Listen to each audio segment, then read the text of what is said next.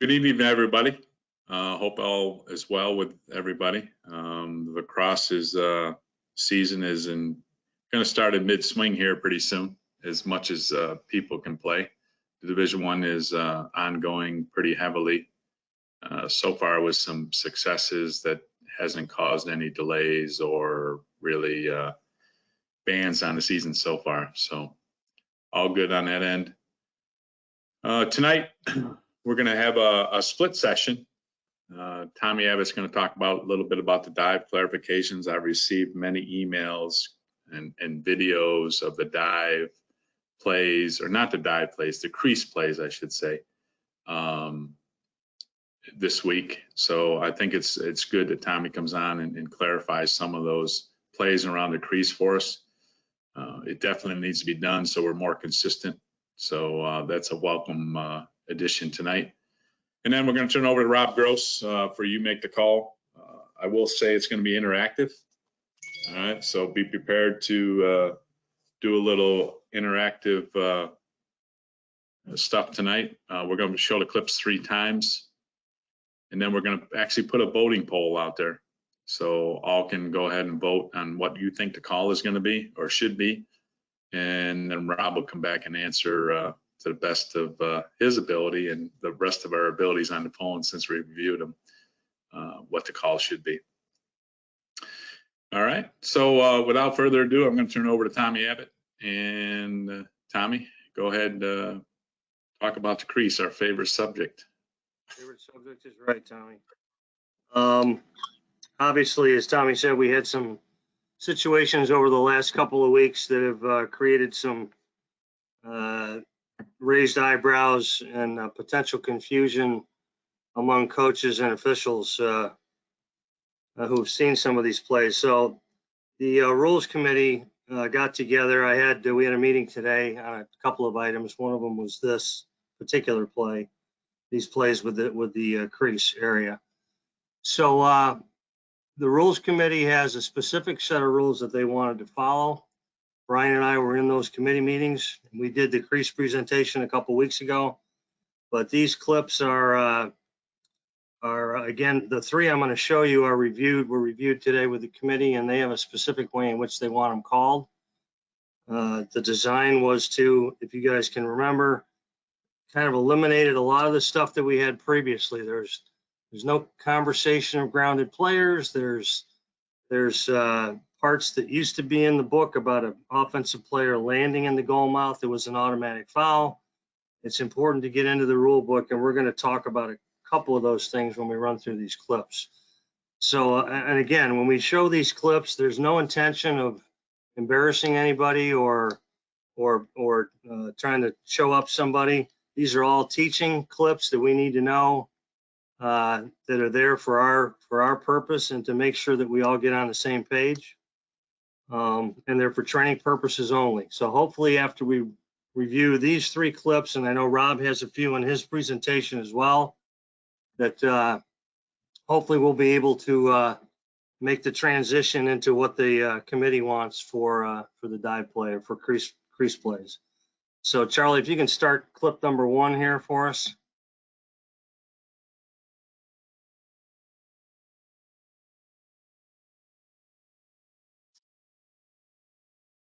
Okay, we're going to run this through 3 times. Obviously, this was Army at Syracuse the other day.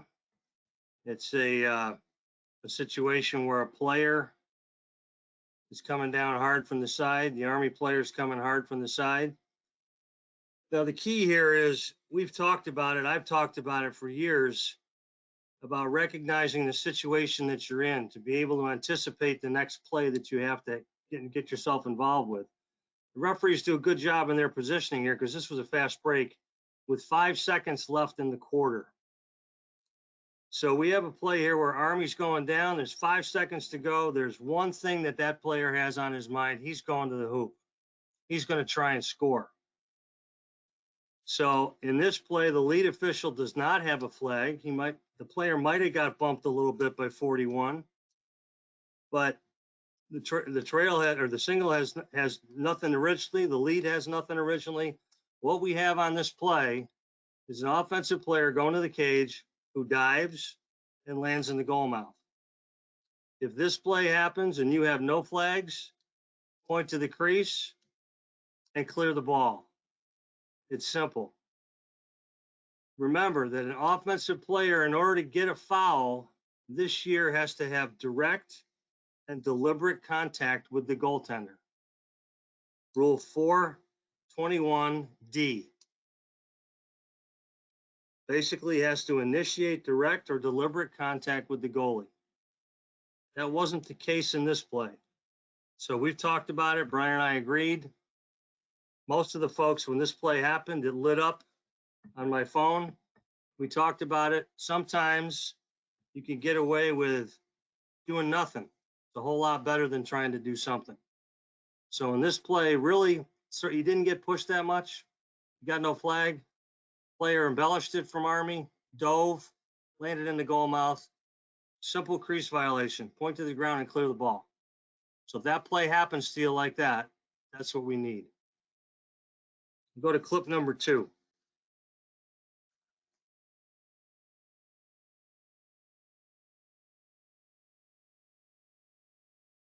Clip number 2 is from a Maryland game.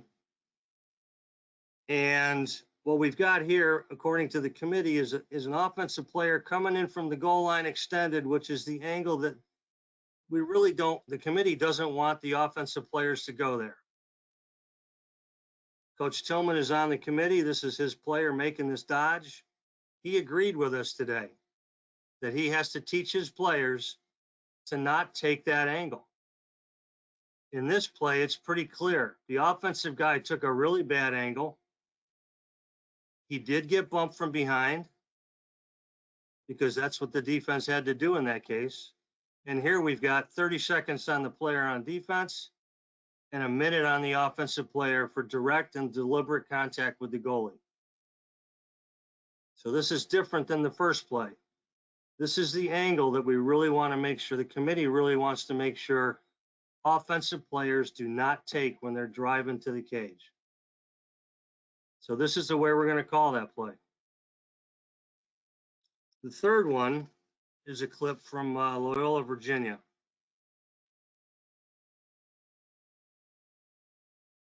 In this play, Loyola's working the ball around. They take a shot, it gets knocked down. Player makes a great feed behind his back to a guy who's pretty open in front. And he gets crushed from behind.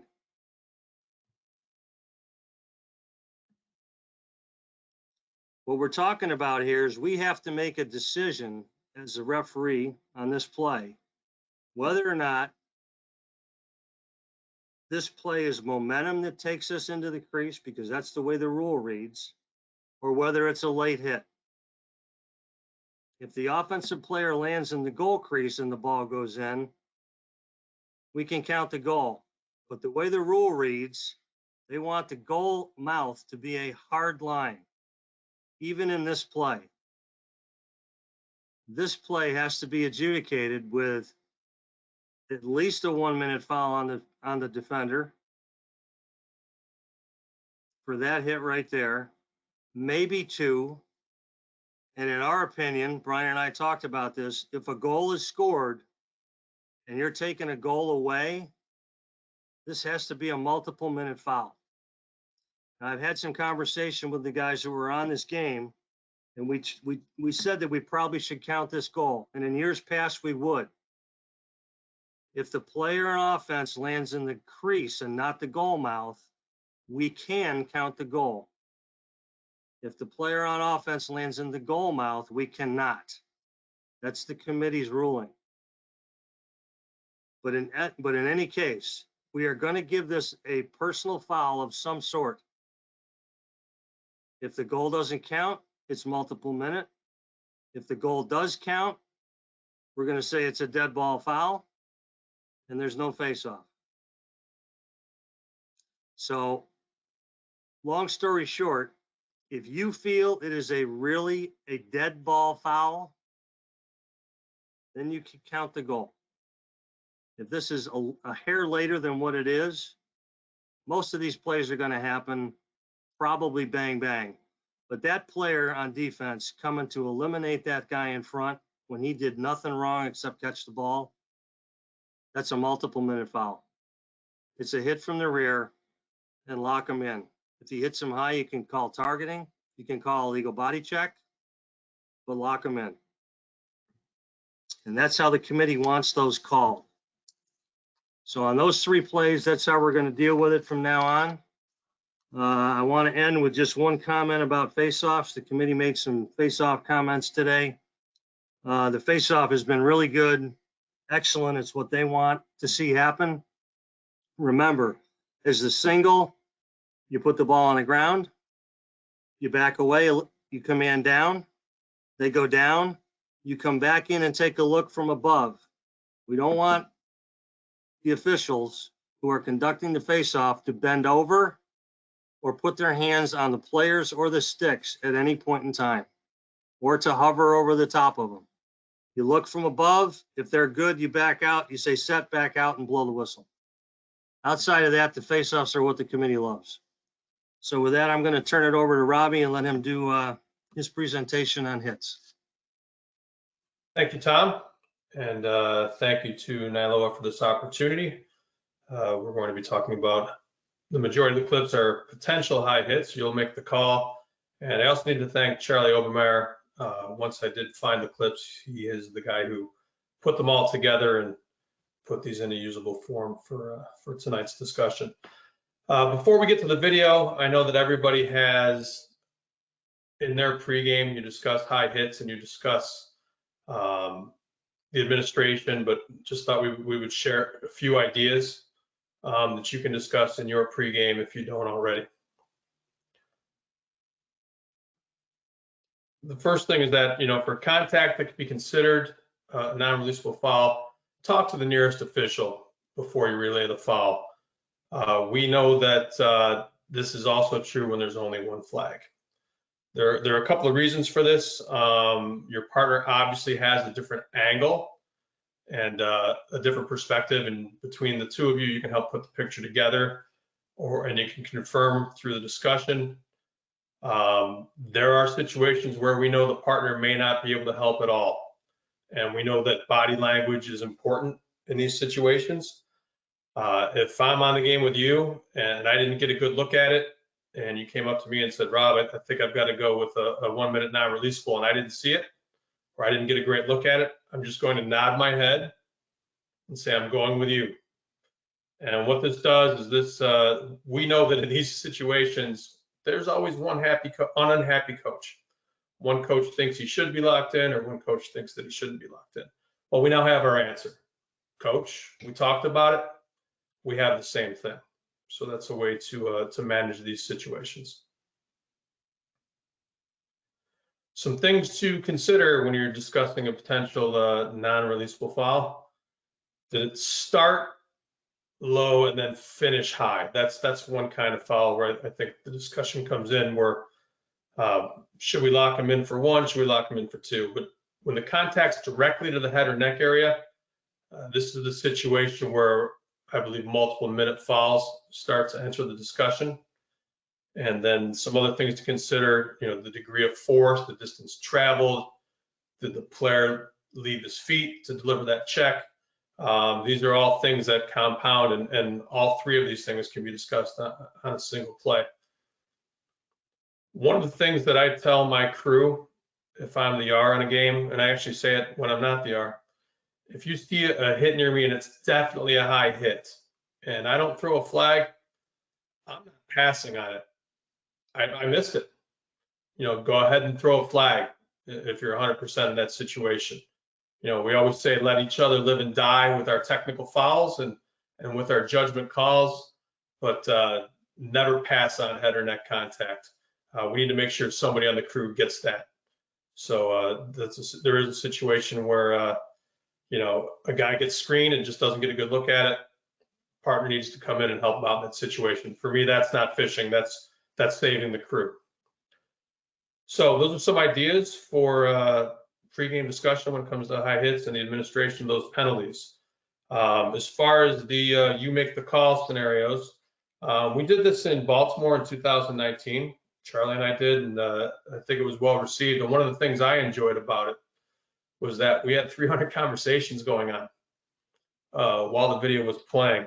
And I know things are tough here in a virtual environment, and instead of doing this in a vacuum, I think we should still try to make this as interactive as possible. So I'm going to suggest that for the rest of this webinar that you get a friend on the phone, or maybe do a group text. And the group text might not be as good because maybe sometimes tough to watch the video and text at the same time, but have a discussion. Watch the clip, discuss it with your friend, maybe get another guy on a FaceTime, whatever it is, and have the discussion. Let's make sure that this isn't just one person looking at a screen and deciding what's going to happen from there. So while that's happening, I just want to reiterate before we start the clip, I want to reiterate some things that Tom Abbott said, that these are videos that are for teaching. They're all from this season, all from the 2021 season. Not meant to signal out any official. Again, it's a teaching point. I've been on the rules video. I've been on videos and these webinars, and not always because I got it right. Nobody's had the perfect game yet. So again, these are our teaching points, and these are the videos that we've selected to maybe generate discussion. In some situations, we're not going to say that there's one absolute right answer. There are some situations where we can have more than one scenario possibly where we get to that gray area. But I'm going to be okay with some awkward silence here when we play the video. We probably won't have much comment during it and too much comment during the survey. So please make sure you're involved with somebody who you know in the officiating community to talk about this, who's on this call right now. So let's go ahead with the first clip, please, Charlie.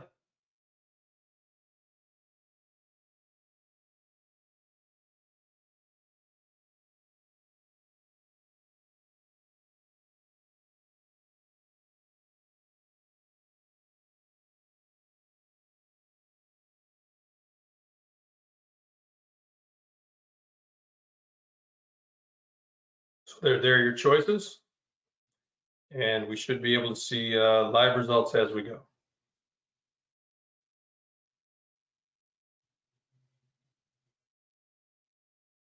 Hey, Rob, they're not going to see them, so if you want to tell them what people are voting, that might be beneficial.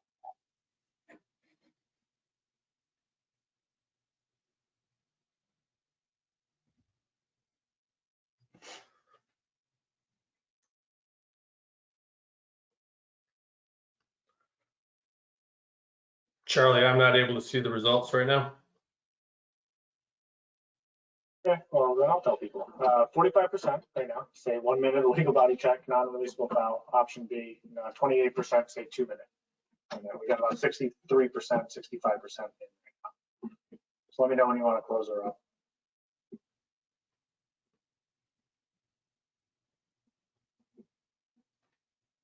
Okay, hopefully that's enough time for everybody to vote. What I think you need to look for when we watch the video a second time is that we get some head-to-head contact, for sure. So watch for that. I think that this is going to be locked in. A lot of things will depend on if you go 1 or 2 minutes, what type of game is going on. Is it a chippy game? Is it a situation where this player has kind of been the guy disturbing things throughout the game? But definitely this is I believe a non-releasable foul. Whether it's 1 or 2 minutes is up to your game management.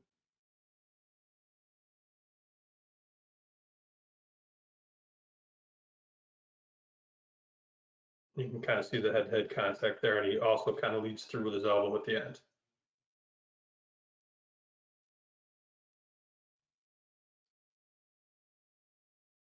All right, here's the next clip.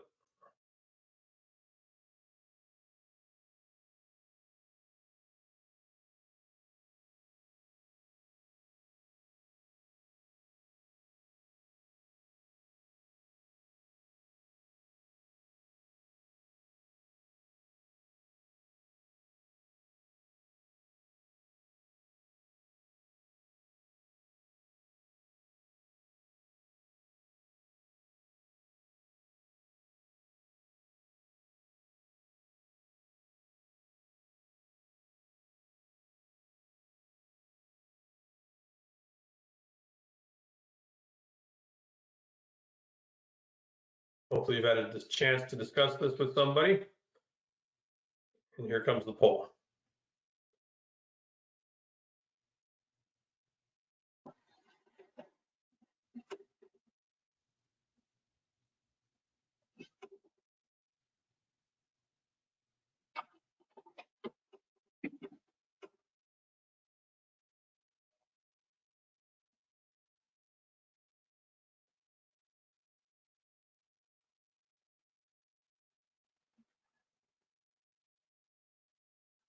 We've only got like 6% in. So you guys that are waiting to hear me say the percentages, get your votes in.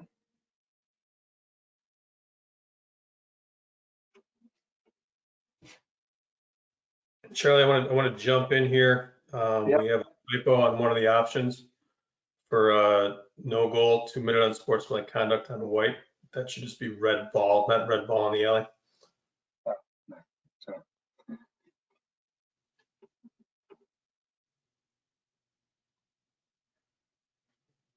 For about a minute and it's kind of split between both the no goal 2-minute USC on white, 30-second push on red ball, and then the no goal 2-minute USC on white, red ball, and just red ball. That's the option D. So C and D are the two most. A is coming back with a vengeance here with 17%. So definitely some differing opinions on this one, Rob. I'm glad that the majority of guys went with 2 minutes. If you think about what Tom Abbott just said about the path of the shooter, when we roll the video, watch his path. He's going to hit this goalie regardless. There's going to be contact with that goalie no matter what, based on the path he takes. Obviously, we have the luxury of high definition and instant replay. For me, I don't feel like there's enough there for a push. I don't feel like the push disadvantaged the shooter. He was going at that goal no matter what. And we've got direct contact with the goalie. We've got teams that might have one goalie because of COVID restrictions, and coaches are going to be sensitive that we protect them. So I'm glad that the majority of guys had 2 minutes with that foul, regardless if you tag the push with it or not. So that's the good news is I believe that's a 2 non-releasable on the shooter, and then we can debate whether a red player. Robbie, I can pipe in here. Definitely that's what the committee's looking for. Multiple minute foul on the offense for that. Great. Clip 3.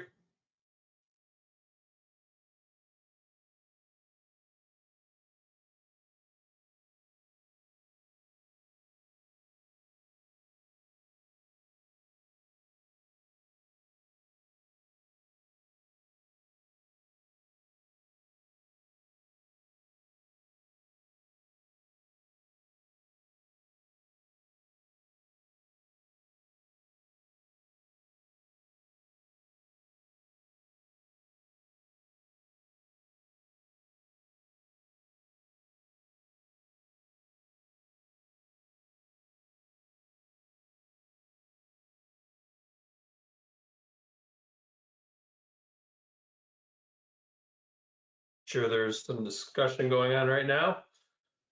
Here's the poll.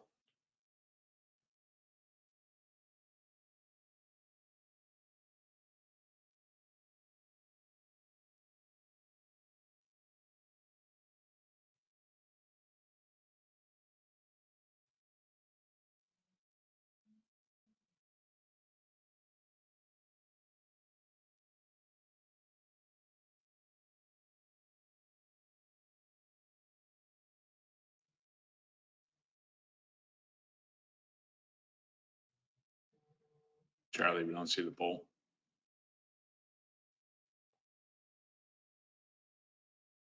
All right, just got a text from Charlie that says his computer froze. So we won't have a poll here, but let's see if I can share my screen. And I can pull up a document that has the choices on there.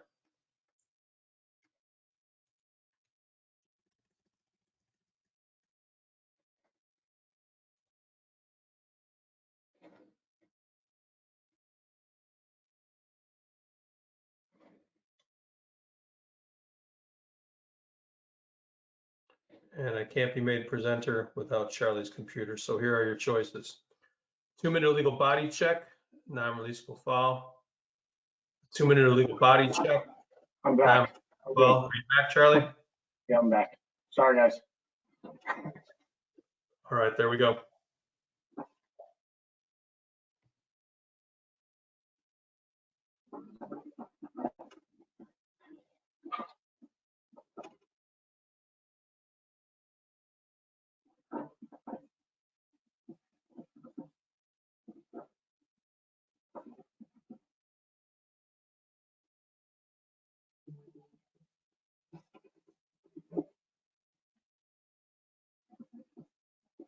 All right, how are we looking, Charlie? About 20% in, 30 seconds in, 50% saying 3-minute illegal body check and expulsion on the white player. 36% saying at least 2-minute illegal body check and non-releasable foul on the defenseman there. Okay, let's So let A this and go. B are options. So, Another 15 or 20 seconds here. okay. Yep. Coming in about 60% now. So still about half and half split between those two. A lot of guys are, some answering B, 2-minute illegal body check and 1-minute unsportsmanlike on white. And then the 1-minute unsportsmanlike on the red player coming in and getting in there. So about 73% in now. Rob, you want me to close it? Let's go another 10 seconds. I want the discussions happening at home. I can hear This this. is a good clip. Yeah.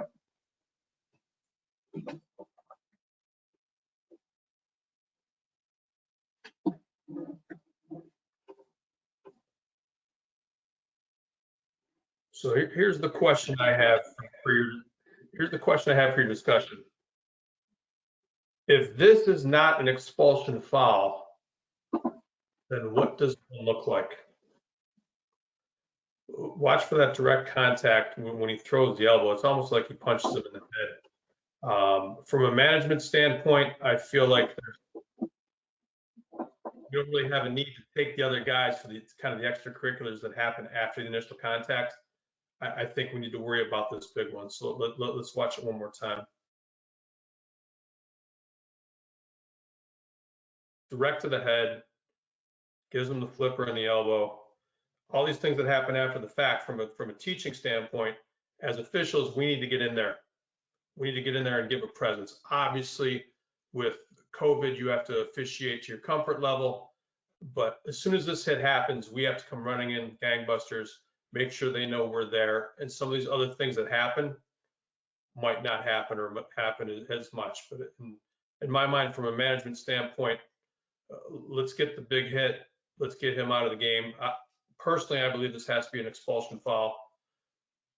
And all the things that happen after that, I just think we're going to complicate things from a management standpoint. But not to say that you're wrong if you call those unsportsmanlike after the initial hit. Nothing wrong with calling those. But from a management standpoint, let's get the big one.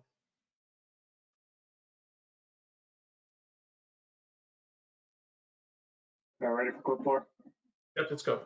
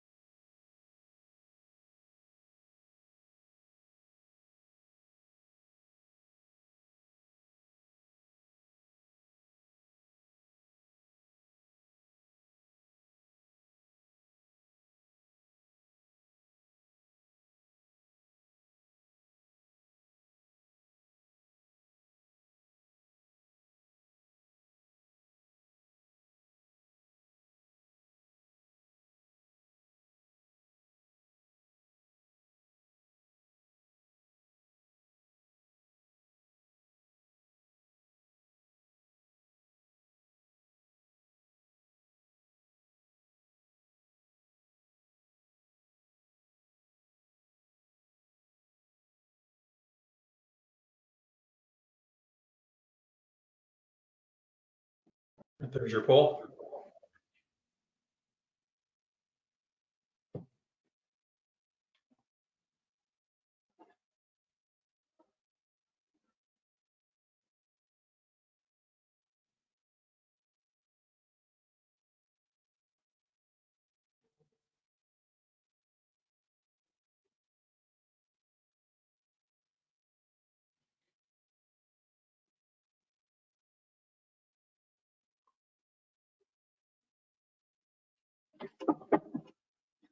40% named Robbie. A lot of guys said 1 minute cross check to the head, non-releasable. Option A. Some guys saying 2 minute illegal body check, non-releasable foul. Okay, let's let this go a little more. The awkward silence I'm comfortable with as a teacher. That's teaching time. So let's let them think here.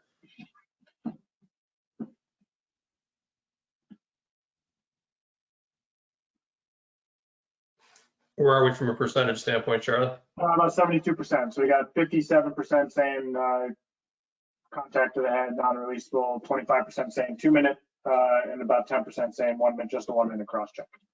Okay, the good news is that the majority of people are going to lock this up, and this is what was called in the field. I think the important point for this clip is this is that scenario that I talked about in the pregame. I fully believe that the lead is screened here. I don't think the lead can get a good look at this because the long pole is blocking his view. And so the single does a nice job of coming in and making sure he has it. He saw head contact. He knows his partner was screened, you know, didn't pass on head contact. And that's why he comes in and throws the flag. I think you're okay with 1 or 2 here, as long as we're in agreement that that's pretty hard at the head. But the teaching point here is the crew helping each other out.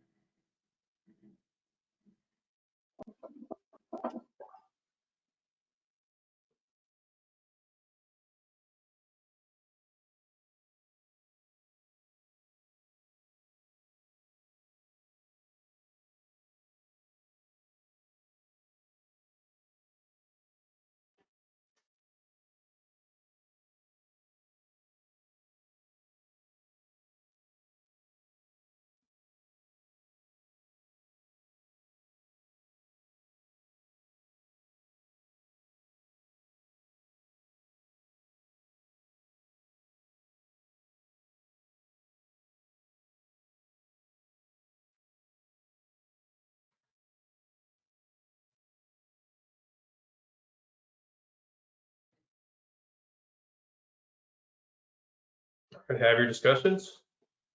Here comes the poll.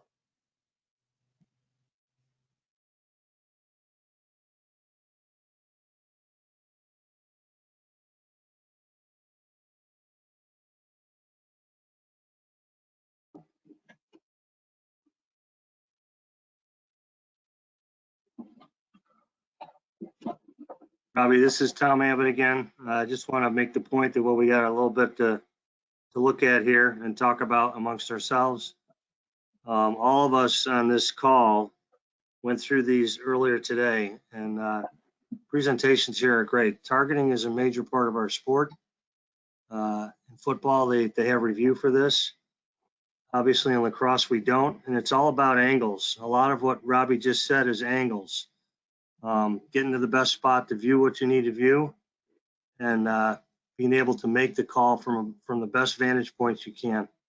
So just keep that in mind with these hits. We're about 55% in, Robbie, about 60% saying 1 minute unnecessary, 30% saying 1 minute legal body check, non-releasable. 60% now. A couple guys said no foul. A couple guys said 1 minute unsportsmanlike conduct because the shooter was in a vulnerable position. All right, Charlie, let's leave this poll open and discuss the various choices here. Maybe it was a mean teacher trick here, but the 1 minute unsportsmanlike conduct, shooter was in a vulnerable position. Put that there probably to bait a few people. The word vulnerable does not appear anywhere in the NCAA rulebook, but it is scattered throughout the NFHS rulebook. So if you are going to have a discussion with a coach and try to justify a penalty, we can't use the word vulnerable because we don't have a rule to back ourselves up. So kind of put that choice in there intentionally to maybe to have a discussion about it. In my mind, this video the NFL would call this video inconclusive. I think as long as there is a foul, 1 minute unnecessary roughness or 1 minute illegal body check, which is a non-releasable foul, it's tough to see if he gets him in the head or not. The teaching point here is that this was off of a fast break and the lead is on an island. He's kind of by himself. So when we watch the replay, take a look at the fast break here, lead's kind of by himself. And the teaching point here is, okay, he has the flag, but we don't have any communication now with the crew. Single might be able to help, he might not be able to help. We don't know. But by just relaying the foul, we're in a situation where we didn't use all the angles maybe. You know, we need to use our partners to put the picture together. And again, we need an answer for that coach. So the main point here is, you know, take that extra time, take that 10, 15 seconds, get to the official who could help. I don't think the trail can help here off a fast break, but have a quick discussion. All right, Charlie, we're going to skip 6 and go to number 7.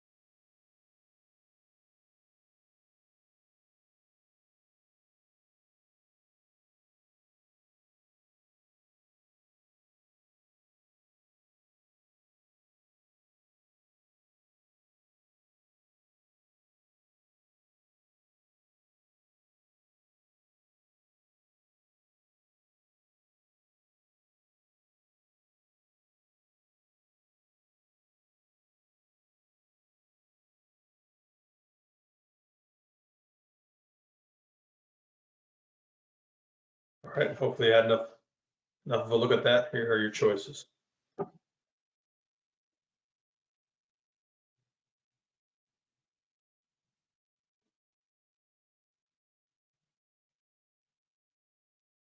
And Charlie, let's hold off on tipping our hand on this one. Let's let this one go a little bit longer, please. Sounds good. Yeah. A lot to unpack here.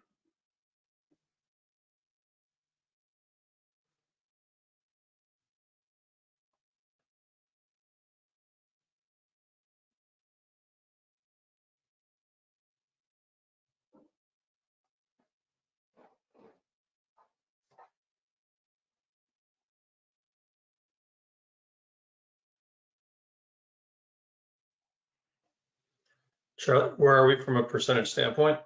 About 50%. About a minute in. Let's go about another 30 seconds here, guys.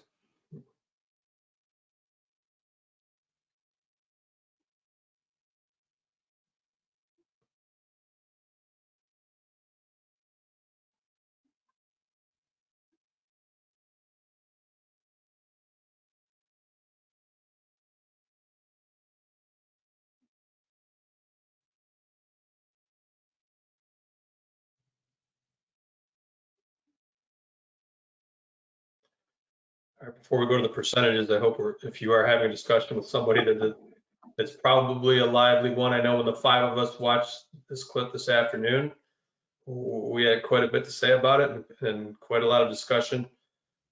Charlie, where are we for the totals? So 70% people in, 22% think the illegal body check on Black was illegal that started the play. 31% think that could have been a loose ball push on White at the end of the play, and 38% said no fouls. And just a couple folks said the holding call there at midfield, and then potentially the offsides going over midfield. Okay, before we get to the video, I think one of the reasons why we chose this clip is this is a typical play where things can get crazy. And in my mind, when we do go to the video, you know, the game we all fell in love with is fast and physical.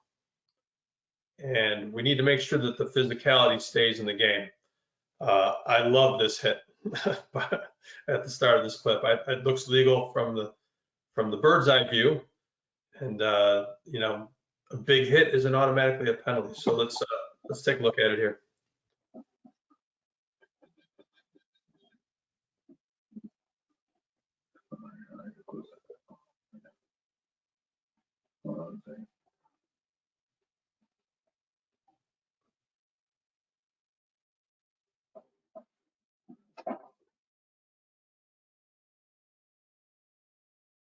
Obviously, he doesn't see the player coming.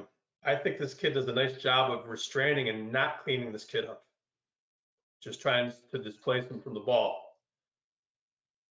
I don't know if that's enough for a hold. You know, we don't have a good look at it. Let him play. At the end here, he kind of dives on the back of the guy's legs. Watch for that at the end of the clip when we watch it a second time. You could probably sell a loose ball push at the end of this clip, but these are just guys getting after it the way they've been coached. You can see the white player's not offside because another player crosses and we're fine. Right here at the end, maybe a little bit on the back of his legs, but that's a great clip just because that's fun to cross. That's fun to watch.